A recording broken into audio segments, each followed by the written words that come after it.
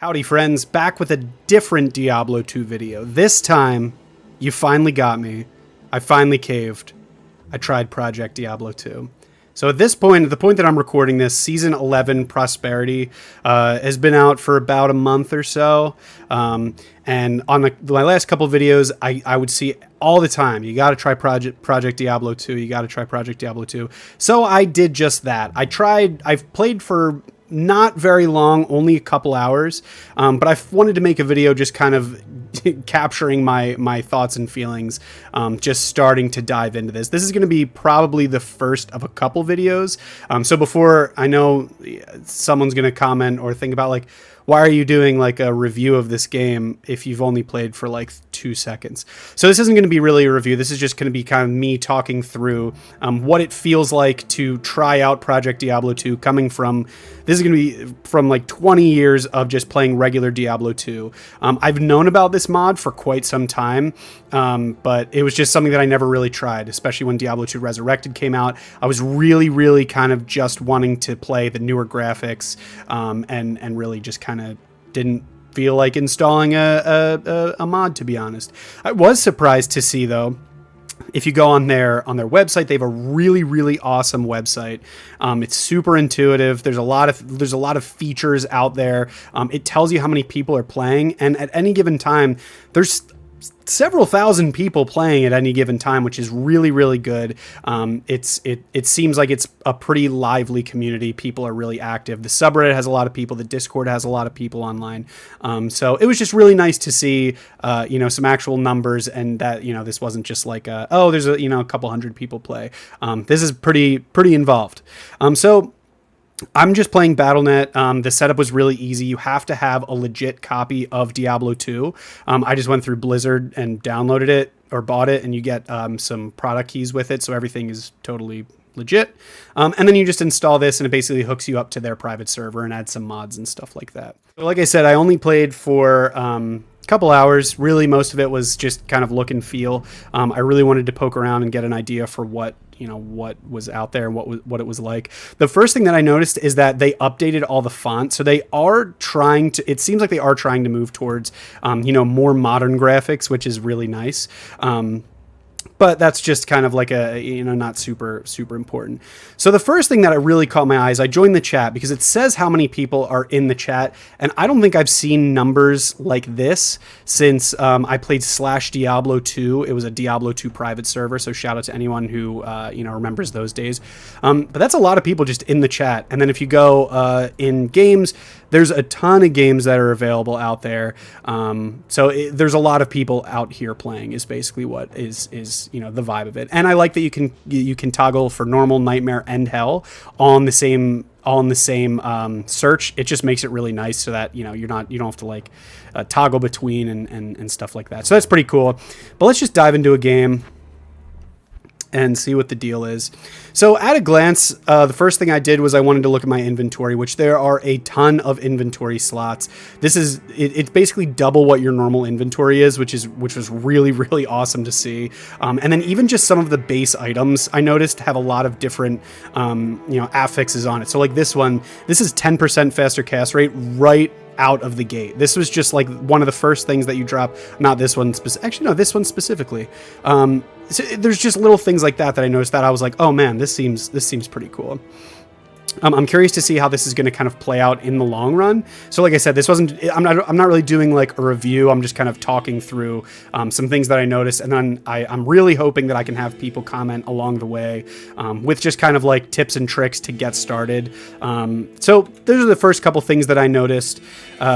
The inventory is really nice. So it looks like you have personal, a ton of shared tabs, which is great. And then I didn't really notice this until I was like, I had made 2 characters. So I made a sorceress and a barbarian. It's usually the 2 characters that I always like to make. That's just force of habit from my old Diablo, typical Diablo 2 days. But they have a materials tab. Words cannot describe how much better this makes the game feel. I haven't even put anything in here, and I can already tell that I really like it. So this was something that came directly from games like Path of Exile did this, where it's like it just makes sense. It makes things organized. You can stack items here. So, and also like, I'm trying to see an example. So like the keys, you can do like a billion of these keys. These you can have a ton. The quantities were basically increased across the board, but these you can stack and you can manage things just so you don't have this problem of like, cool, here's my, you know, tab 2 and this is all, you know, my high runes and it takes up the whole thing. So that is just right out of the gate, they're already doing something right with how this game is structured. I also think it's funny that they have +2 to werewolf on Wirt's leg. I just like that. I like that they were like, you know what? Let's give someone a chance. Let's see if someone can actually use this. But I'm curious to see. I don't even know if that's like a thing people use. Also, the big thing is that I do have my barbarian, but melee attacks deal splash damage. So that was something that I think a lot of the melee aspects of Diablo 2, you know, it wasn't really super feasible to do a purely melee, you know, physical damage. Well, maybe that's not, someone scratch that last part, but only being able to target a single person really limited kind of the gameplay, and it made the gameplay a lot slower. So where you would get things like Zeal, you're kind of forcing yourself to hit more than one character, but if it deals splash damage, now I could see this being paired with something like Holy Fire, Holy Freeze, or, you know, making a Tesla Din or something like that, where you're kind of getting this inherent splash damage along with it, which I just think is really, really, really cool. Game itself looks about the same. I think they might have updated the frames, although I could be mistaken. It just feels a lot smoother. I think the original game was like, I'm assuming like 20 frames if I had to guess. That was just kind of like a standard back then, 20 or 30 frames, something like that. But it looks like this is actually running at a pretty smooth frame rate, and maybe they just do some kind of interpolation to get or upscaling to kind of match kind of a vertical sync look and feel. As far as actually just, you know, the combat, it feels very similar. The health bars are a little different, but then there's just been little things that I've noticed that pop up, like charge potion. So we had the you know, these two that we know and love, but then I noticed it was a charge potion. There's like a chilled potion, if I'm not mistaken. You know, little things like that. But overall, just from my couple hours playing this game, I think they do a lot of really nice quality of life stuff. I'm going to be super curious to see what kind of the mid game and the end game looks like. I'm going to have a ton of questions about how to progress through through the game. What are some builds that people are using? I tried to do a little bit of research, but I'm curious to see, you know, people that have been recommending this game to me, you know, what sorts of builds are you playing? Because right now, all I know is my typical, you know, you get a sorceress, you get a barbarian, you get a hammered in, stuff like that. So the next thing that I wanted to bring up is they have some new skills that I noticed. Again, this was just part of my, you know, investigation into what this game had to offer. So this is something cool. Cold Enchant is a new one. This Ice Barrage is new. I think this is all new. This is all new. Or this is all old. Combustion, this one seemed really, really cool. So it creates an expanding ring of fireballs around you. A Lesser Hydra, which I thought was kind of cool. So it feels very Diablo 2, but it seems like they were like, hey, let's just sneak a little feature in. Let's just add a little, you know, something else into the mix just to give give the people something new. The things that I have yet to try are the loot filter. I know that this game does offer a loot filter. I do need to set that up. I don't know if it comes pre-installed. I'd be curious to see, you know, what everyone has to say about that. Yeah, and really, I just want to get through the game. I thought this would be kind of neat just to see. I was honestly so blown away by just these few couple things. I just felt like I owed it to the people that were, you know, leaving me comments on a lot of my videos being like, hey, you got to try this out. You got to try this out. I really just wanted to give you a nugget of like, hey, I will be playing this game.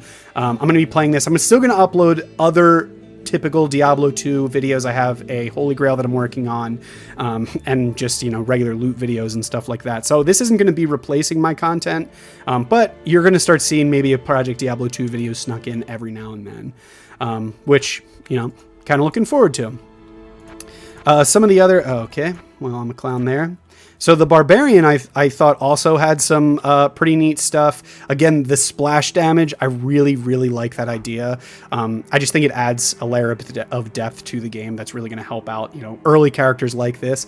And then these little, unique, I just pointed with my finger to the screen, but, items like this, where it's like, this is just something that I found pretty easily. I think this was literally in the Den of Evil, but like the things that they give you along the way, it seems like they are gearing this game towards speeding up your early and mid game progression so that you can get to the end game a little faster. Some of the other things that I, am also looking forward to, experiencing the end game. I know there's kind of like a map system, similar to Path of Exile. So, the end game is going to be a little bit more robust than just, let's just keep doing the same things and keep getting gear. It looks like there's going to be a way that you can kind of measure yourself to see how, I know I'm good. I can clear in, Diablo 2, I could clear players 8 of Baal, no problem. Okay, now let's run these, maps or end game things. I think they're called maps. And, try and push myself to see how far I can go. So I'm really excited to try that out. But yeah, I didn't really, nothing really crazy. I'm going to keep this video kind of short. I really just wanted to give the people some updates into what I've been doing. And I'm really looking forward to Project Diablo 2. Yeah, if you play this game, if you play this mod, definitely let me know down below, what do you think I should do? What are like some tips and tricks? I'm going to be really curious to see if there's something I should be doing different, or if I can kind of play this as the typical Diablo 2 experience. And yeah, like the video if you're liking this kind of stuff. Let me know down below if this is something you're interested in seeing more of, or if you're just kind of like, nah, I'm going to skip this one. Yeah, so I'm going to leave it there.